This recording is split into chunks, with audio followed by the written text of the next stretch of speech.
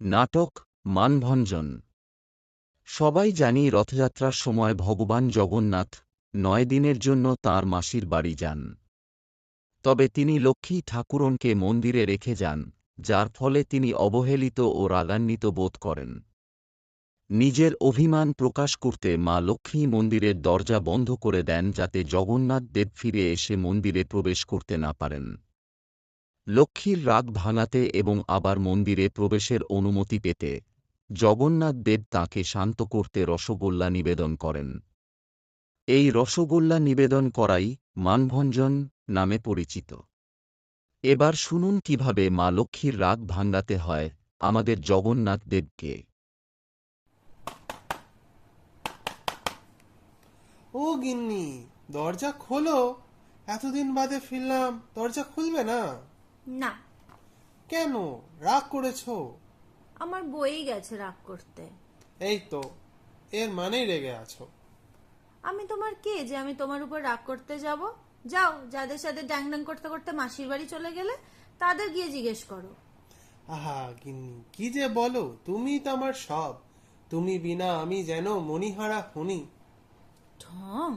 সুভদ্রা পর্যন্ত যাওয়ার আগে এসে বলে গেল, বৌদি তুমিও চলো। বলরাম দাদাও জিজ্ঞেস করলো, লক্ষ্মী তুমি যাবে? আর আমার পতিদেব দেখো ভক্তদের মাঝে নাচতে নাচতে চলে গেল। বউয়ের কথা মনেও পড়লো না তার একবারও। আহা গিন্নি, ওরা আমার ভক্ত। ওরা এত মন প্রাণ দিয়ে আমায় ডাকে যে আমি ইগনোর করতেই পারি না। তবে ওদের সাথেই থাকো, আবার আমার কাছে এসে এত আদিক্ষেতা করার কি আছে? আমি কি বলেছি আমার কাছে আসতে? কি যে বলো না গিন্নি, তুমি তো আমার অর্ধাঙ্গিনী।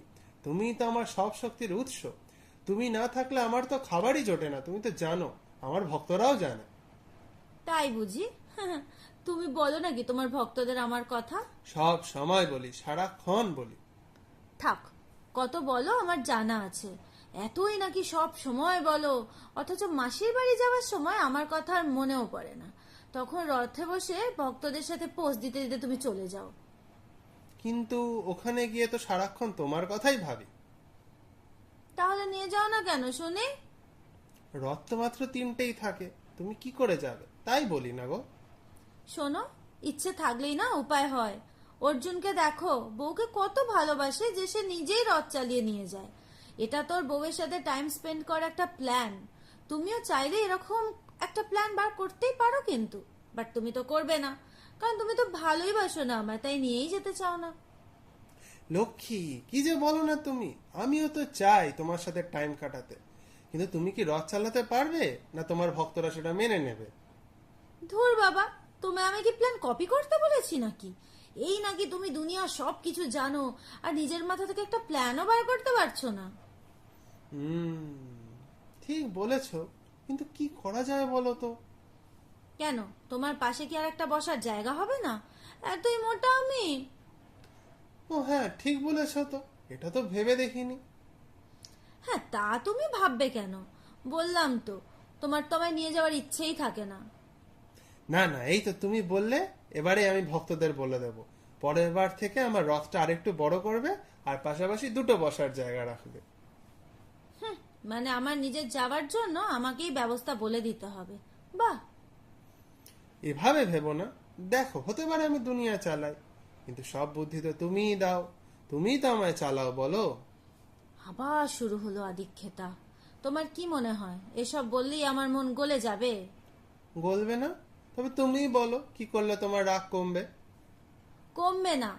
নিজে 7 দিন ধরে মাসির বাড়িতে ভালো মন্দ খেয়ে এলে, আর আমার জন্য কিছু এনেছো যে আমার রাগ কমবে?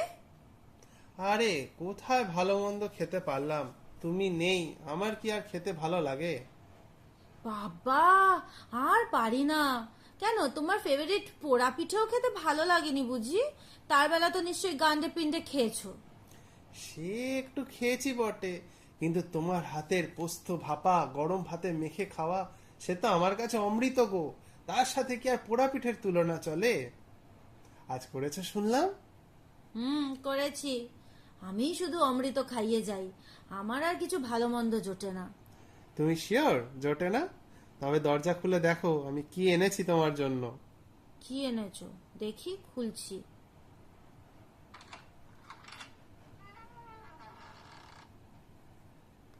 ওতে কি? নিজেই হাড়ির মুখটা খুলে দেখো না। রসগোল্লা? মিষ্টি নরম তুলতুলে চাঁদের মতো সুন্দর রসগোল্লা এনেছি আমি মিষ্টি চাঁদপানা বউটার জন্য। আচ্ছা ঠিক আছে, আর অত ভালো ভালো কথা বলতে হবে না। রসগোল্লা এনেছো তাই এবারের মতো আমি রাগ কমালাম, কিন্তু পরের বার এসবে চলবে না, কিন্তু আমায় নিয়ে যেতেই হবে। সে তো প্রতিবারই বলো, তারপর রসগোল্লা পেলে ভুলে যাও। কি বলছো গো, জোরে বলো। কিছু না, বলছি যে একদম নেক্সট টাইম পাক্কা রথযাত্রা হবে আমাদের কাপেল ট্রিপ। আমি তুমি একই রথে বসে অনেক গল্প করতে করতে মাসির বাড়ি যাব। হ্যাঁ।